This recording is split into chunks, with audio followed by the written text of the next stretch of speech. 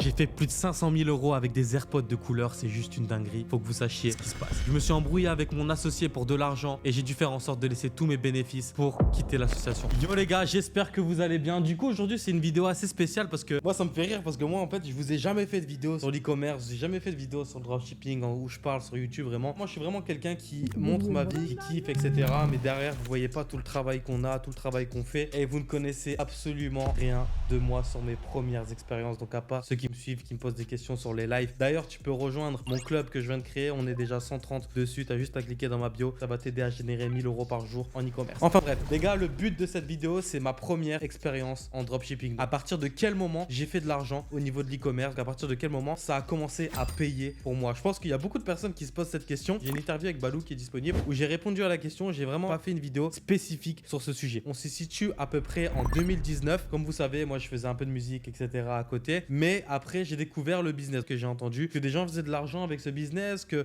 j'entendais un peu du Shopify, un peu du truc, etc. Donc j'ai commencé à me lancer. J'ai toujours vu le business comme une opportunité, donc comme un plan sous. Je me voyais pas comme un entrepreneur. Aujourd'hui, je le suis, mais je me voyais pas comme un entrepreneur. Je voyais vraiment ça comme un plan sous où on pouvait directement venir faire de l'argent derrière. Comme un plan Snap où on vous dit plan CPF derrière comme ça. Tout ce que je vous ai dit par là, c'est que j'ai commencé à me former, donc un peu à chercher mes informations de mon côté, regarder à peu près des vidéos YouTube sur comment créer une boutique, je vois du Shopify, etc. Là, je commence avec une vidéo sur comment faire une boutique de A jusqu'à Z. Donc, je suis cette boutique exprès, etc. Et mon premier site, ça a été des peignes chauffants. J'ai vendu des peignes chauffants et par là, je me suis dit, ok, je vais faire mon site, etc.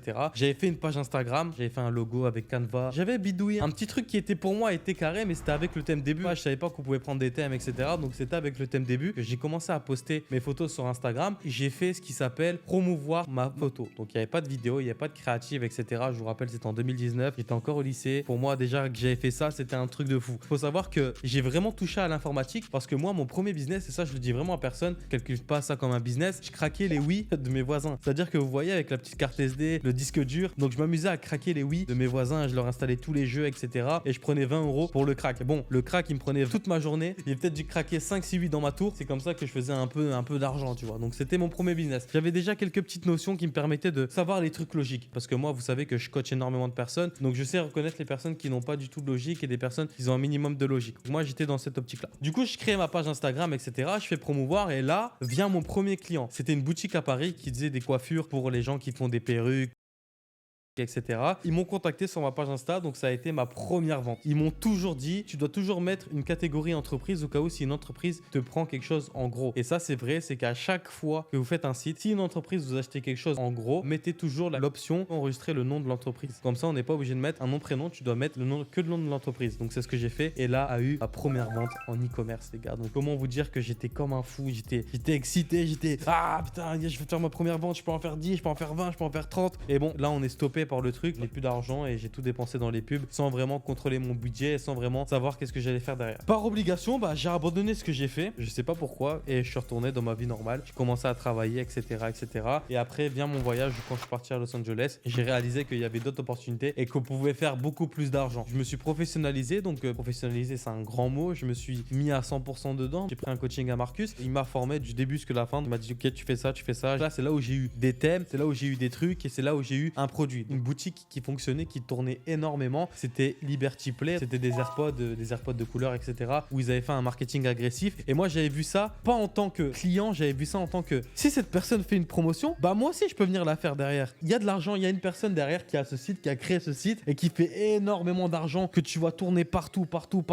Déjà, il y a la personne qui est payée pour la pub qui fait de l'argent et il y a la personne derrière qui fait encore plus d'argent. Donc, je me suis dit, il y a un problème, il y a quelque chose à jouer. Et après, j'ai vu le produit, donc c'est là où je me suis dit, je vais commencer à vendre des AirPods de couleur. Vient mon premier placement de produit. Je me suis dit, je vais pas tourner en France, je vais faire dans les marchés étrangers. Donc moi, il faut savoir qu'à mes débuts, je n'ai jamais vendu en France. Donc je suis parti directement en Italie. Donc j'ai directement su, avec les compétences de Marcus, il faut utiliser un traducteur, qu'il faut utiliser ça. C'était simple, ok? J'étais quelqu'un qui comprenait vite les choses. Donc qu'est-ce que j'ai fait? J'ai tout créé. J'ai créé la boutique, je passais des nuits blanches dedans. Je faisais ça, je lâchais pas. Les gars, tellement j'ai fait le site. Le matin, je me suis réveillé, mes yeux, ils voyaient en violet. Dès que j'ai fini mon site, Je me suis dit, ah, j'ai soufflé. Après, j'ai pris une petite pause de 2-3 jours et j'ai commencé à contacter toutes les influx. Comment j'ai repéré mes influx? Donc ça aussi, c'est une question que beaucoup que j'ai. C'est que j'ai pris une base de données sur une influx et j'ai contacté tout le monde. Puis après, j'ai eu les statistiques. J'ai demandé à Marcus les vues, etc. Est-ce que ça allait? Et il m'a dit, ok, vas-y, go. Et j'ai enchaîné directement un placement. Le premier placement, il faut savoir que le produit, du coup, je l'ai fait un packaging. Je croyais que je jouais ma vie. Bon, je jouais ma vie parce que j'avais pas forcément de l'argent. Donc je jouais ma vie parce que c'était mes derniers 240 €. J'étais payé en CDD à Foot Locker que je travaille toutes les semaines. J'ai reçu 330 €, 333. À côté de ça, il y a eu la vie, etc.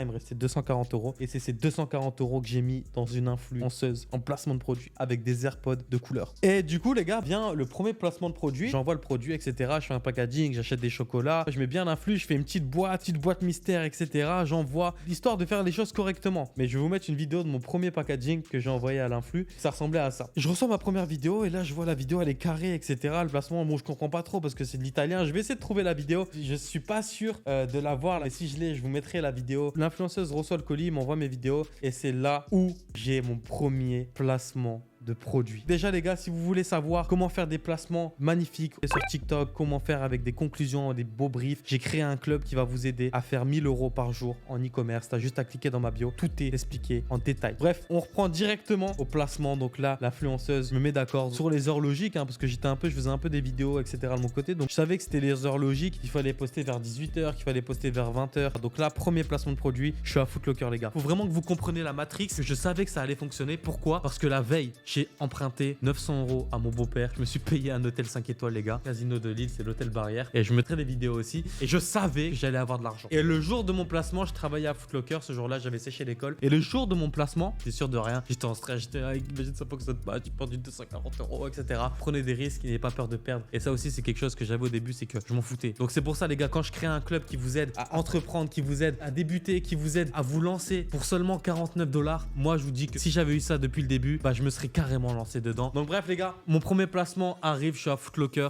donc en stress. Et là je vois l'influer le poste. Donc qu'est-ce que je fais? Par réflexe, et c'est ce que j'ai toujours fait sur tous mes placements, je prends mon ordi, je le ferme et je me suis dit, mon destin est au contrôle de ce placement. Je rouvre mon ordi dans 2 heures. Qu'est-ce qui se passe au bout de 2 heures les gars? Je suis encore à mon taf, j'ai commencé le placement à 18 h. Donc à 19 h à peu près, c'était quand on fermait, etc. Donc 19 h, qu'est-ce que je fais? J'ouvre l'ordi, comme ça les gars, j'ouvre l'ordi comme ça, je suis à mon bureau, je viens de finir mon taf. Je regarde et là je vois, je suis à 2000 €. Bug comme ça, je réalise, je fais comme ça, je vais voir l'influx, je regarde sur mon téléphone, j'enlève le mode ne pas déranger, je regarde, je vois ça monte. Je vois, je suis à 100 visiteurs en direct, il y a que des ajouts au panier, ça s'arrête pas, ça vend, ça vend, ça vend, ça vend, ça vend. Et là dans ma tête les gars, vous savez que la mentalité que j'ai eue à ce moment-là, c'était tellement une belle satisfaction que je me suis dit bon, tranquille, on va vivre. J'ai passé ma soirée les gars, j'étais à l'hôtel, tout content. J'avais même pas encore touché l'argent, mais rien que le fait que j'ai fait de l'argent, je voyais les choses en grand. Et c'est ça que vous devez avoir. À chaque fois que vous avez quelque chose qui fonctionne, vous devez vous dire ça a fonctionné là, je vais dupliquer là-bas. Ça a fonctionné là, je vais aller là-bas. Et l'erreur que j'ai fait, c'est que j'ai pas été professionnel, j'ai pas fait d'email retargeting, etc., etc. Bon, ça je vous ferai une vidéo sur les erreurs que j'ai fait à mes débuts. Mais là, il faut vraiment faire une vidéo pour que vous compreniez ma première expérience de A jusqu'à Z. Donc, c'est pas fini les gars. Restez jusqu'à la fin de la vidéo parce que ce que je vais vous dire à la fin, ça va peut-être vous choquer, mais c'est vraiment une mentale que j'ai fait. Donc, quand on vous dit que la vie c'est des choix, j'ai fait les bons choix et je sais qu'aujourd'hui j'ai fait les bons choix. C'est pour ça que je suis ici. Du coup, arrive le moment où j'arrive à l'hôtel, etc. Tout moi, j'étais dans le truc, 5000 €, arrogant, pec gonflé comme ça, même si j'en avais pas. J'avance comme ça à l'hôtel, taille, carte, etc. avec les 900 € de mon beau-père derrière que je lui ai emprunté. Et derrière, je refais une relance. Le lendemain, je joue un peu au casino, tranquille.